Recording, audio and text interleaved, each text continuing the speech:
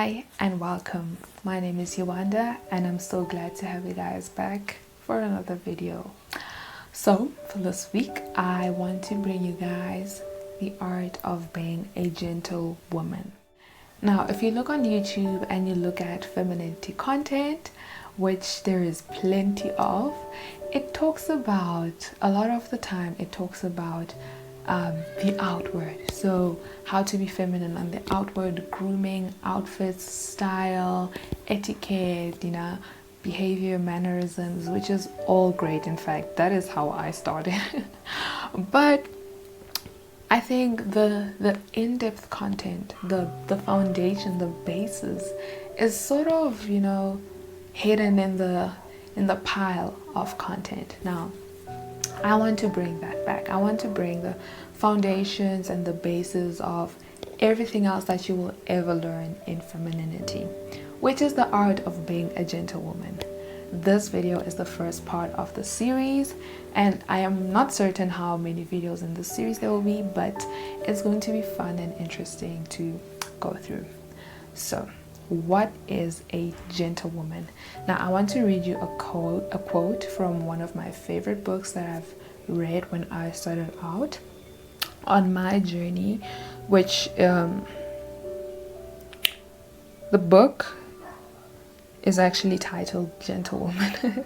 So this is sort of an inspiration. However, I've taken points from that book and I have added a lot of my own points. She's a contemporary lady, one who adheres to a moral standard of living. She's well dressed, well spoken, well traveled, and well read. And she's beautiful. It's okay to be beautiful. Accept it. Downplay it for no one. But understand what beauty is at its core. Beauty is the expression of your soul. To me, a feminine woman and a gentle woman are sort of peas in a pod. They are alike. They go hand in hand. A gentle woman can be mistaken as being weak. It is not about being weak. It is about knowing your strength and sort of using it, right? I find that women of color are often portrayed as strong, which we are. There is no doubt about it.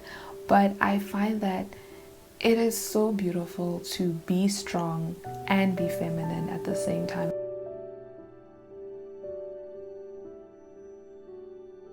I like to say having a quiet confidence, silent confidence. Now, the difference between arrogance and confidence, according to this book that I read, it says that confidence is knowing the crazy love that God has for you, and arrogance is the crazy love that you have from yourself, or rather comes from the crazy love that you have for yourself, which is really beautiful, especially if you are someone who is religious or you're Christian. If you're not, I guess sort of the overarching idea still lies the same, that we are all destined for something on this earth, and once we know our worth, which we are all born with, you sort of there's something that changes within you, right? It's not something that can be seen.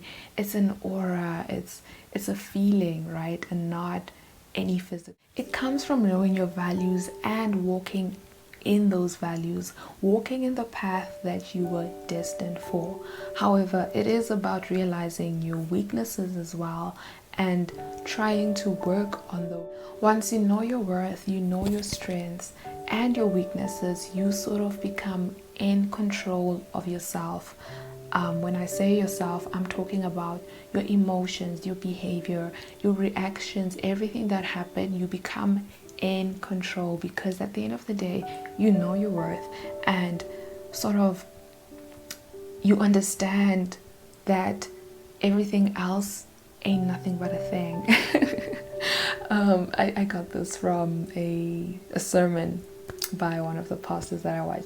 He says, it ain't nothing but a thing. I think that if you don't know your worth and sort of, not knowing the crazy love that God has for you, you start to become anxious, right?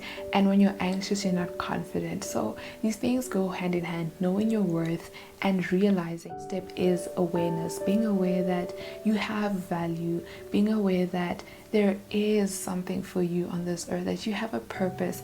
Now, I definitely don't know what my purpose is yet in words, but I do know that everything that I do is part of a greater plan, and that brings me so much peace and so much joy, because at the end of the day, I know that if it does not work out, then it means it's just a redirection.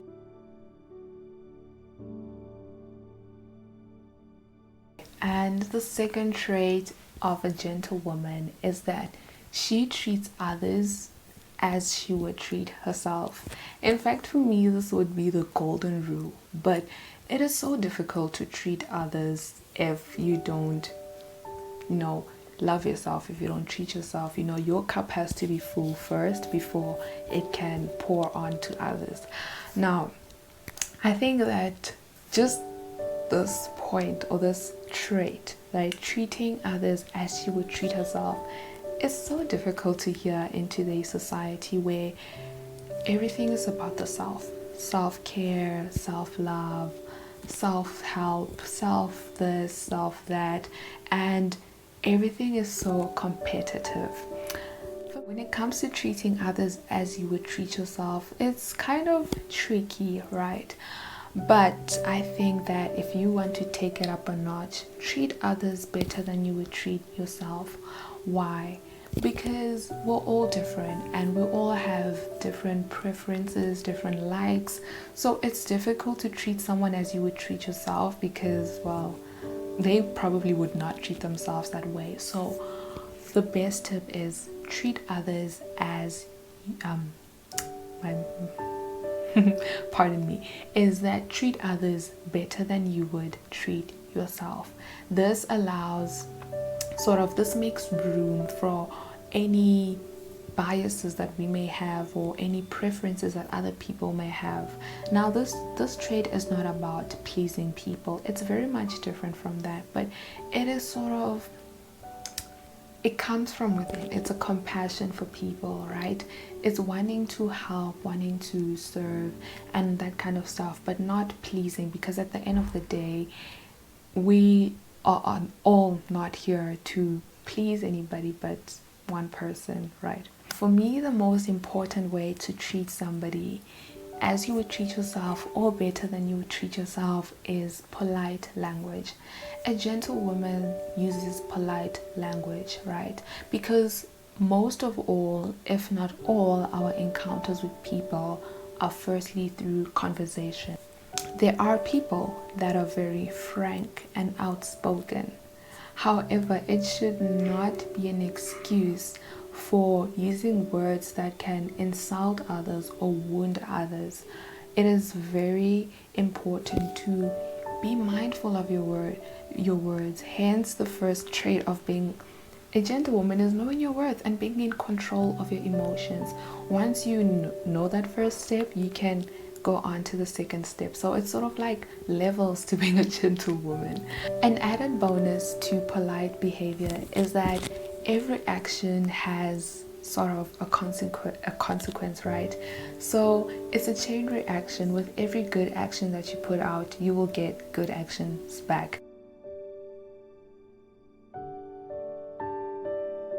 This was so difficult to realize or come to the realization of, especially when you hear it, you think, okay, abundance, okay, I think I have it. Until you really read it, you're like, no.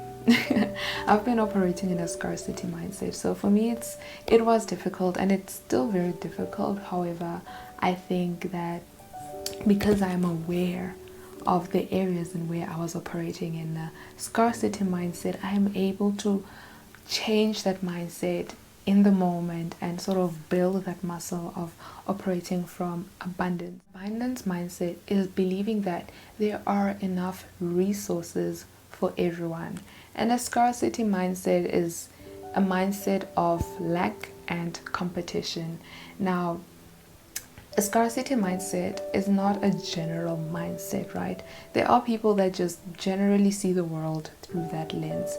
But then I find that a lot of the times we're not aware because it comes in certain areas of our life. For a lot of people, it can be in finances, right? In finances and career. I think especially career, because we find that a lot of the times it's very competitive, right? We fill our resumes with the best traits, with the best skills, with the best jobs, all that kind of stuff because we want that job. There's only one.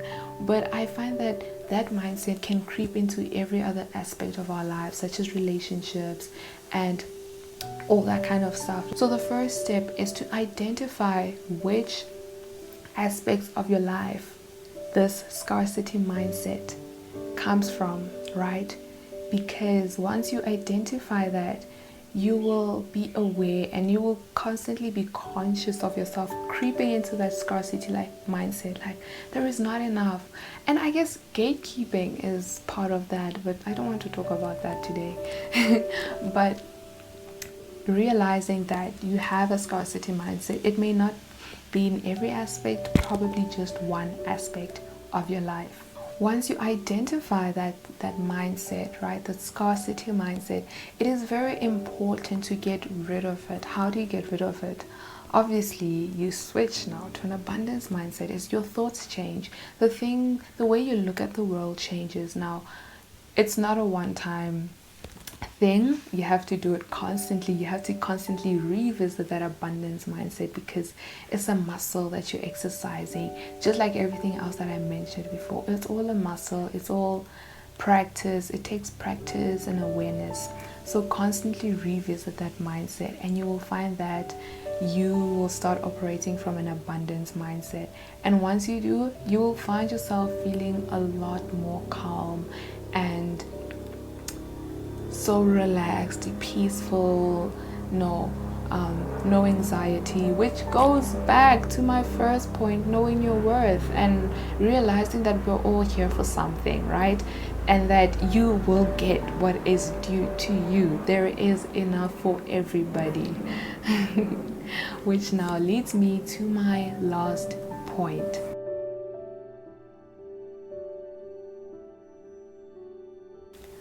The gentlewoman is selective.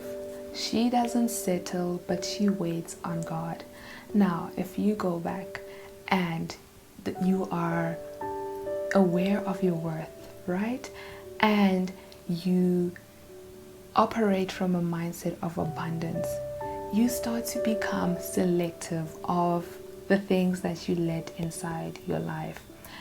Why is this? Because it is so difficult in a world where there's so much choice.